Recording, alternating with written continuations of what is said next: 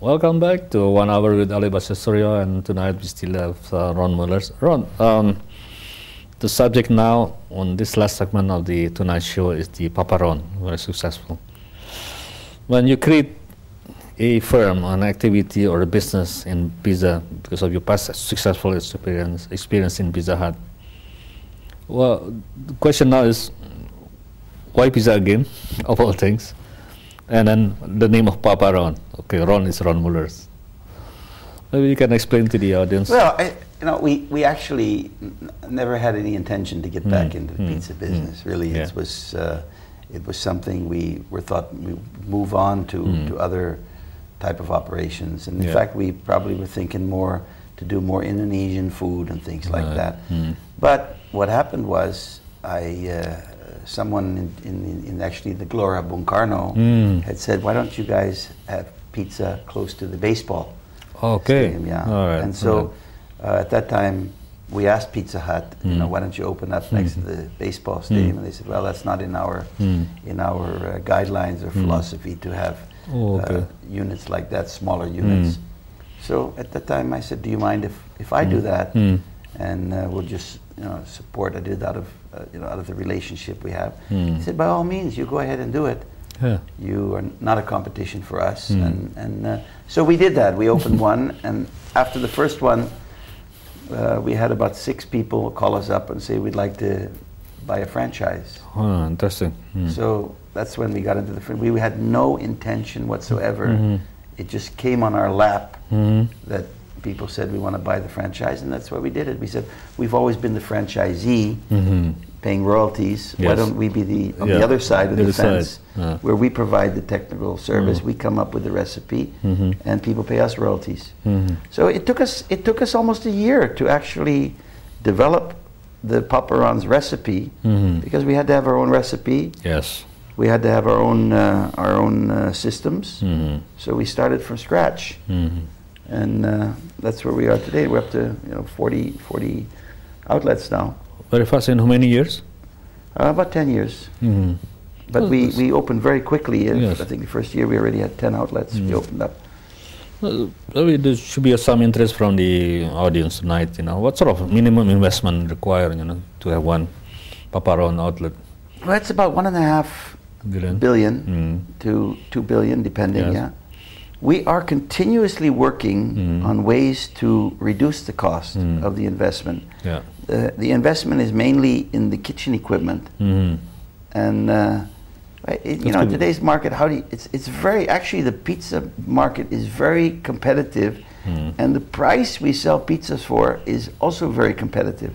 If you see in America, you see that outside Indonesia, pizzas run anywhere from a large pizza runs anywhere from $12 to $20. Well, we were selling pizzas at $6 here, so half the price. And then on top of that, we do promotions like Crazy Tuesday, where we're giving buy one get one. So you're basically buying a pizza for $3.50, $4. Exactly. You see, I mean, I get now with Papa Ron's, I get maids from Bantu Rumah calling me up or calling the outlet up and saying, oh, kita, we're sharing with the driver. So each one of them, they'll buy 2 pizzas for 2 large pizzas for 70,000, and each one of them pay 35,000. It's cheaper than eating Padang food. Is that right? Interesting. Yeah. So that's we hit the upper market as well as the lower market. Yeah, fantastic. So the delivery system also works.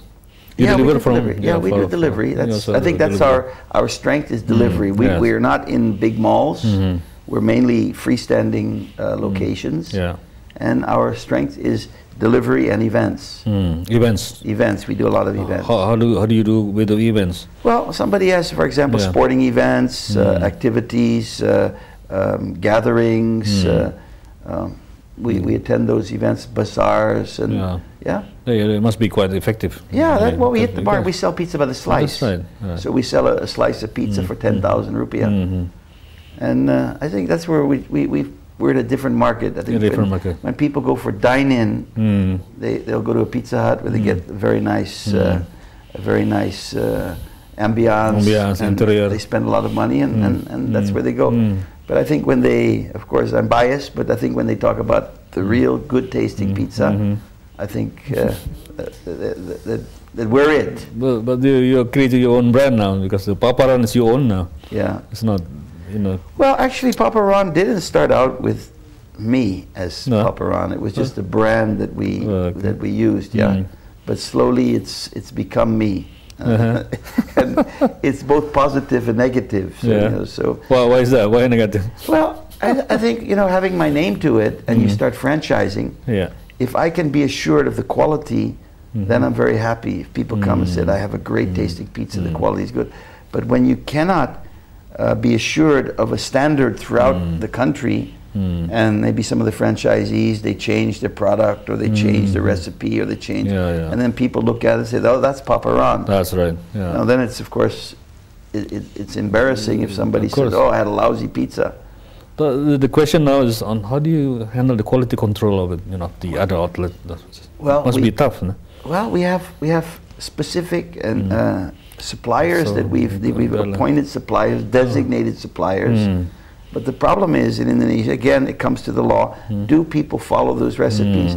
If they're all our employees, and we find out that something is wrong, we can do something about it. That's right. But it's not easy, and that's actually, that's an interesting topic. You know, I think this segment is about entrepreneurship, but it comes back to the legal aspect. I think franchising should be a separate segment, effective topic. Yeah, you got the issues on the labor law, on the legal, a lot of issues, aspect, a lot of issues, and then pricing. On the pricing, when you open something in Jakarta, your cost of goods is in Jakarta. The minute you go outside, you've got transportation costs, you've got add-on costs. That's right. And whether you can sell it at a higher price or not. Actually, the more that you go outside cities, actually they have less money, less money to spend. Right. Per capita, so you should be selling it less, and the cost is higher. Ron, it's been a very interesting discussion we had tonight. You know, we have for the last 5 minutes of tonight's show. I'll give you the opportunity to talk to the audience at almost 11 p.m. tonight. Maybe you can convey something how to become a successful entrepreneur. What are the challenges? What the upside and downside are? Well, I think Indonesia is, I think, the place for the future. I think you know, to be an entrepreneur is something that's just it's very interesting. Of course, you have to have the right attitude for it, an attitude of ownership, an attitude of that you want to spend the time, an attitude of urgency. There's just many aspects to be a successful entrepreneur, and it's not something that you learn in one day.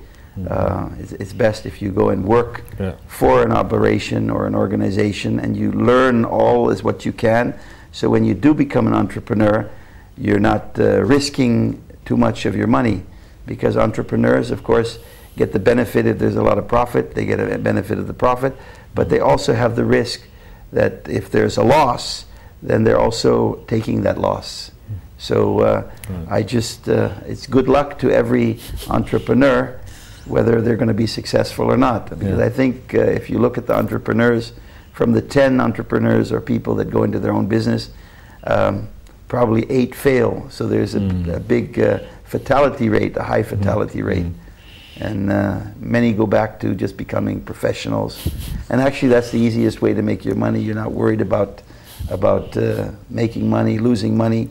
And well, that's what I have to say. Well, interesting, Ron. Okay. Very interesting time with you. Yeah. That concludes our 1 hour with Ali Pastor, your talk show tonight, and I look forward to see you again next week. Thank you.